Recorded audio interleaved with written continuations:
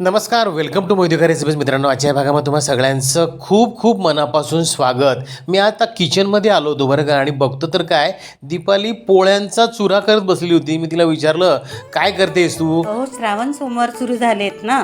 चुरमा लाडूचा नैवेद्य बनवते महादेवासाठी. अरे देवा, भोळेनाथा माफ कर मला, परत तोच चुरमा लाडू तुझ्यासाठी. अगं दीपाली, थोडा तर विचार कर. आपला भोळा महादेव काही बोलत नाही म्हणून तू तोच नैवेद्य त्याला देणार का?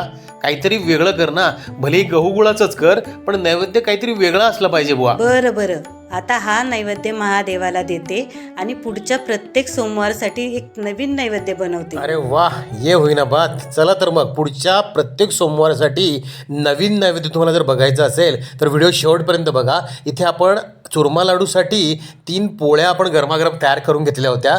त्यामध्ये त्या मस्त चुरून घेतल्या आणि त्यामध्ये भरपूर सारं साजूक तूप घातलं आणि त्यामध्ये आपल्याला हवा तेवढा गुळ घालायचा आहे आणि मस्तपैकी अशा पद्धतीने लाडू वळून घ्यायचे आहेत बरं का. हे चुरम्याचे लाडू महादेवाला नैवेद्यासाठी खूप आवडतात, त्यामुळे हे लाडू जवळपास सगळीकडे केले जातात बरं. गेल्या वर्षी नाही का दीपालीने पशुपतीनाथाचं व्रत केलं होतं, त्यावेळेस नैवेद्य म्हणून आपण हे चुरम्याचे लाडू बनवले होते बरं का. आणि त्याचा संपूर्ण अप्रतिम असा व्हिडिओ घरापासून मंदिरापर्यंत कशी पूजा आपण कंप्लीट करतो त्याचा संपूर्ण व्हिडिओ आपण चॅनलवरती अपलोड केलेला आहे. तो सुद्धा तुम्ही बघायचा असेल तर वर दिलेल्या आय बटनला तुम्ही क्लिक करू शकतात. चला तर मग आता आपण पुढची रेसिपी बघणार आहोत बरं का. तुम्हाला व्हिडिओ शेवटपर्यंत बघायचा आहे, कारण प्रत्येक सोमवारी तुम्हाला लागणारा एक मजेदार नैवेद्य आपण इथे बघणार आहोत. आता इथे आपण गुळ घेतला आहे एका भांड्यामध्ये, थोडंसं पाणी घातलं आहे आणि त्याला गरम करायला ठेवलं आहे. तो गुळ किती घ्यायचा आहे ते संपूर्ण मी तुम्हाला प्रमाण सांगतो. त्याआधी आपण इथे वेलची कुटून घेतली आहेत आणि त्यामध्ये घरामध्ये असलेले काही ड्रायफ्रुट्स घेतले आहेत. बरं, सोबत आपण एका जाडबुडाच्या पॅनमध्ये थोडंसं तेल घातलं आहे आणि त्यामध्ये 50 ग्रॅम इतकं आपण गव्हाचं जाडसर दळून घेतलेलं पीठ घातलं बरं का.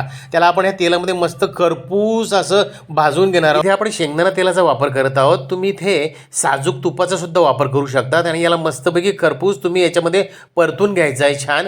बरं, हे खरपूस परतत असताना त्यामध्ये चिमूटभर मीठ सुद्धा तुम्ही घातलं तरी चालतं बरं का. त्यामुळे गोडाच्या पदार्थाची चव आणखीन छान लागते. पण जर का तुम्ही आळणी नैवेद्य देत असाल तर त्यामध्ये मीठ नाही घातलं तरी चालणार आहे. तुम्ही बघू शकतात इकडे हे मस्तपैकी खरपूस असं आपलं या तेलामध्ये छान परतलं जात आहे. तिकडे गुळाचं आपलं पाणी तयार होतं आहे. तिथे आपण 50 ग्रॅम गुळ घातला होता बरं का मित्रांनो. म्हणजे तो अर्धी वाटी इतका गुळ आपण घेतला होता आणि त्याच वाटीने 2.5 वाटी आपण त्यामध्ये पाणी घातलेलं आणि त्याचं गुळाचं पाणी आपण तयार करून घेत आहोत बरं का. इथे आता आपण ते कुटून घेतलेले ड्रायफ्रुट्स आणि वेलची आपण यामध्ये घालत आहोत बरं का. त्याचा मस्त खमंग असं वास सुटलेला आहे. तुम्ही बघू शकता ते सुद्धा आपण खरपूस यामध्ये परतून घ्यायचं आहे. आता चाळणी घेऊन मस्तपैकी आपण हे गुळाचं पाणी ह्या सगळ्या परतून घेतलेल्या जिन्नसांमध्ये घालायचं आहे. तुम्ही बघू शकतात खाली ते गरम गरम परतून घेतलेलं सगळे जिन्नस आणि वरतून आपण हे उकळतं गरम गुळाचं पाणी आपण त्यामध्ये घालत आहोत.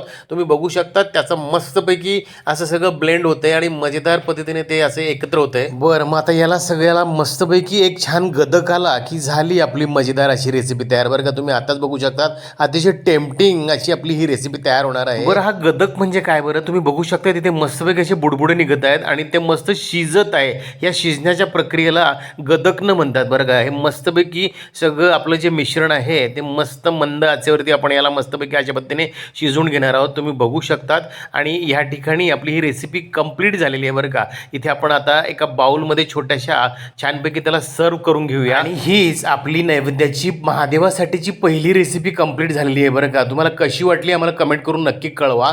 मस्तपैकी गरमागरम ही गुळाची लापशी आपण त्यासाठी तयार करून घेतली आहे. यापुढच्या आणखीन इंटरेस्टिंग रेसिपीज तुमची वाट बघतायत बरं का. व्हिडिओ तुम्ही शेवटपर्यंत बघा. आता इथे आपण पुन्हा जाडबुडाच्या त्या पॅनमध्ये एक वाटीभर गव्हाचं पीठ मस्तपैकी अशा पद्धतीने खरपूस भाजून घेणार आहोत. त्यानंतर इकडे आपण मिक्सरच्या भांड्याला थोडासा खोबऱ्याचा कीस घेतला आहे आणि काही खारका त्यातल्या बिया काढून आपण त्या खोबऱ्यासोबत मस्तपैकी मिक्सरला फिरवून घेत आहोत बरं का. आता इथे मिक्सरला फिरून घेतल्यानंतर इकडे काही ड्रायफ्रुट्स आपण जाडसर अशा भरडा आपल्याला हवा आहे त्यामुळे ते आपण कुटून घेत आहोत आणि मग ते सुद्धा आपण त्यामध्ये वापरणार आहोत. इकडे आपण हलकासा रंग बदलेपर्यंत गव्हाचं पीठ मस्तपैकी खरपूस असं भाजून घेतलं आहे बरं का.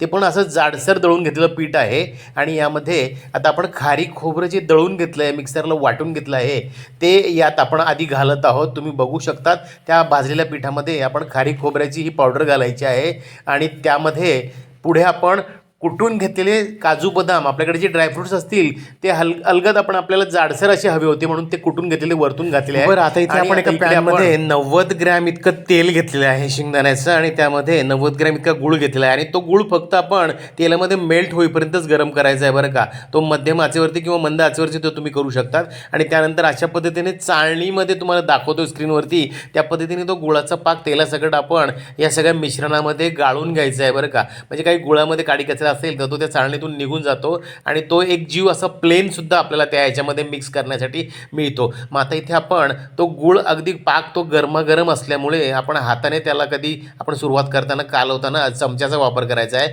इथे आपण सराट्याच्या मदतीने हे सगळं मिश्रण व्यवस्थित कालवून घेत आहोत बरं का. यामध्ये 125 ग्रॅम गव्हाचं पीठ घेतलेलं आहे आपण आणि 9 खारका आपण त्यामध्ये घेतलेल्या होत्या आणि अर्धी वाटी खोबऱ्याचा किस आपण तिथे घेतलेला होता. तो सगळा मिक्स करून आपण यामध्ये सगळं मिश्रण मस्तपैकी तयार केलेलं आहे. आता जेव्हा हलकंसं हाताला आपल्याला ते कोमट वाटेल त्यावेळेस तुम्ही असे त्याचे लाडू वळायला घ्या आणि मजेदार असे ह्या गहू आणि गुळाचे लाडू हलकेसं आपण त्यामध्ये ड्रायफ्रूट्स वगैरे घातलेले आहेत. तशा पद्धतीने दुसरा नैवेद्य आपण महादेवासाठी तयार करून घेतला आहे. तुम्हाला हा नैवेद्यसुद्धा कसा वाटला आहे ते मला कमेंट करून लगेचच कळवा बरं का. तुम्ही बघू शकता मजेदार हे अगदी गव्हा गुळाचे लाडू आपण तयार करून घेतलेले आहेत आणि महादेवाला हा अतिशय मजेदार असा आवडलेला हा दुसरा नैवेद्य आपण तयार करून घेतला आहे. तुम्ही बघू शकतात आपण हा लाडू फोडून पण बघितला आहे बरं का. आता पुढची रेसिपी आपण इथे घेत आहोत.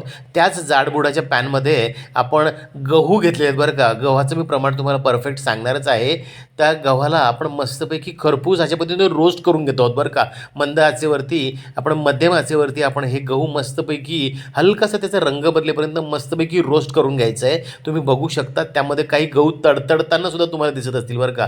इथे आता मिक्सरच्या भांड्याला आपण हे मस्तपैकी कोमट झालेले गहू, भाजून थंड झालेले गहू अशा पद्धतीने जाडसर त्याला असं फिरवून घ्यायचं आहे कारण आपल्याला गव्हाचा भरडा मिळवायचा आहे बरं का. आणि मग त्यानंतर पिठाच्या चाळणीने आपण ते चाळून घ्यायचं आहे. हलकंसं बारीक पीठ जे असेल त्यातलं ते निघून जाईल आणि वरती आपल्याला गव्हाचा मजेदार असा भरडा मिळणार आहे बरं का. एरवी हा गव्हाचा भरडा विकत मिळतो, आपण तो घरीच तयार केलेला आहे. तुम्ही बघू शकता इथे आपण 150 ग्रॅम इतके गहू ह्या भरड्यासाठी वापरलेले आहेत आणि त्यातलं जे काही आपण पीठ चाळून घेतले त्यानंतर आपल्याला तो जवळपास 120 ग्रॅम इतका तो मिळालेला आहे. आणि खाली जे तुम्ही पीठ चाळून घेतलेलं आहे ते सुद्धा तुम्ही कुठे लापशी किंवा कुठल्या पदार्थामध्ये वापरू शकतात बरं का. मित्रांनो, तुम्ही इथे अजूनही चॅनलवर नवीन असाल तर चॅनलला सबस्क्राईब करा. माझ्या रेसिपीज तुम्हाला आवडत असतील तर लाईकसुद्धा करा बरं का. आणि तुमच्या मित्राप्तिष्टांमध्ये ह्या मजेदार रेसिपीज शेअरसुद्धा जरूर करा. बरं, इथे आपण भरडा करण्याची जी प्रक्रिया मिक्सरला करणार आहोत त्यावेळेस तुम्ही मिक्सरला गहू घातल्यानंतर चालूबंद अशा पद्धतीने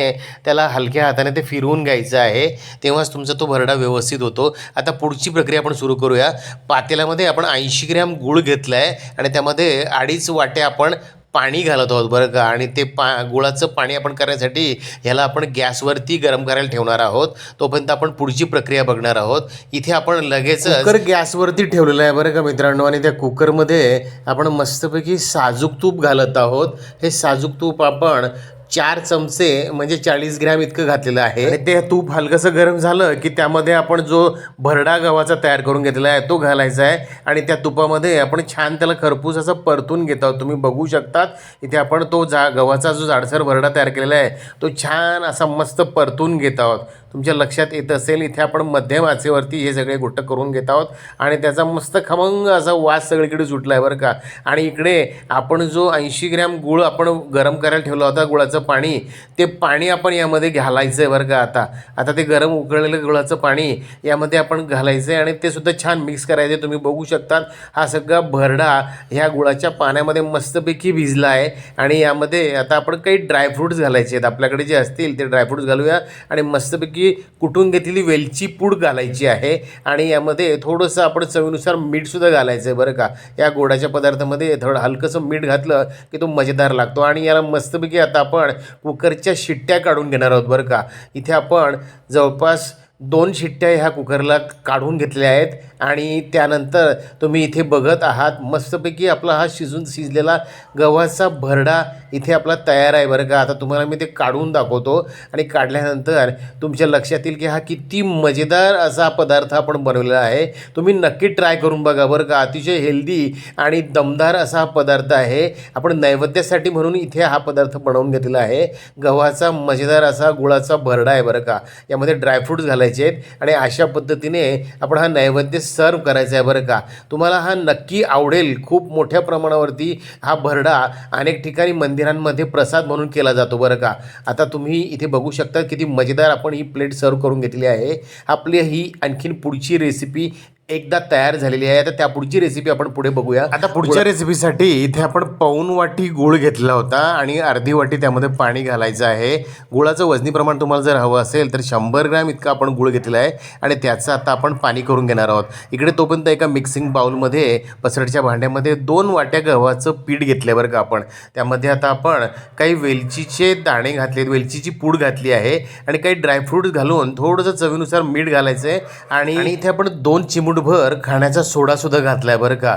तुम्ही बघू शकता. आणि इथे आपण गव्हाचं पीठ घेताना जे बट्टीसाठी आपण जाडसर दळतो ते पीठ आपण इथे वापरत आहोत. तिकडे गुळाचं पाणीसुद्धा तयार झालेलं आहे. ते चाळणीने अशा पद्धतीने चाळून आपण ह्या पिठामध्ये घालायचं आहे आणि याचं मस्तपैकी एक मिश्रण, एक डो तयार करणार आहोत. तुम्ही बघू शकता हलक्या हाताने आपण याला हलकं अशा पद्धतीने भिजवत मस्तपैकी असा घट्टसर डो तयार करून घ्यायचा आहे बरं का. याला वरतून पाण्याची गरज नाही आहे. आपण जेवढं पाणी गुळामध्ये घातलं आहे तेवढ्याच पाण्यामध्ये हा डो तयार झालेला आहे बरं का. आता इथे आपल्याकडे एक मजेदार असा साचा आहे बरं का. आपण हा यात्रेमधून मिळवलेला एक लाकडी साचा आहे. हा जनरली अक्षय तृतीयेला लागणाऱ्या गुन्ह्या बनवण्यासाठी हा गुन्ह्यांचा साचा आहे बरं का. मग आता इथे आपण एक एक उंडा छोटा अशा पद्धतीने तोडून घेऊया या भिजवलेल्या डोमधून, कणकेमधून त्या, आणि त्याला तुम्ही बघू शकता या साच्यावरती आपण अशा पद्धतीने प्रेस करून घेणार आहोत बरं का. आणि ह्या साच्यामध्ये प्रेस केल्यानंतर याला छान अशी मजेदार डिझाईन तयार होते. तुम्ही बघू शकतात अशा पद्धतीने त्याचा प्रकार आपण तयार करत आहोत बरं का.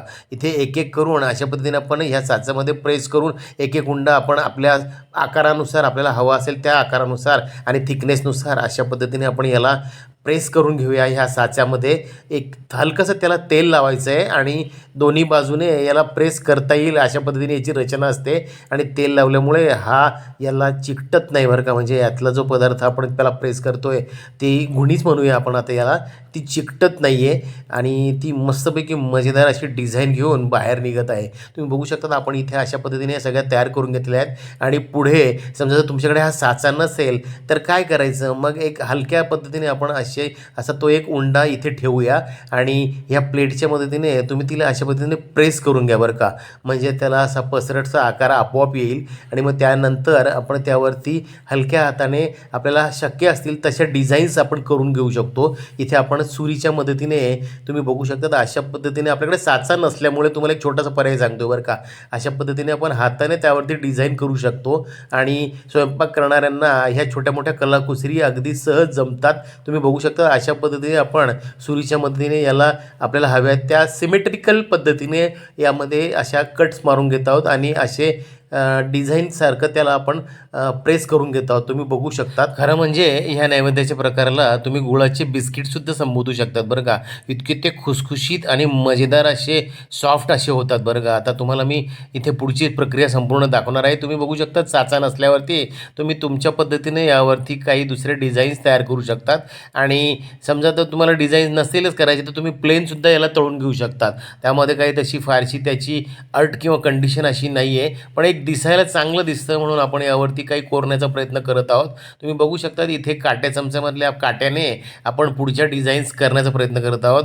अगदी सहज सोप्या पद्धतीने काहीही तुम्ही करू शकतात.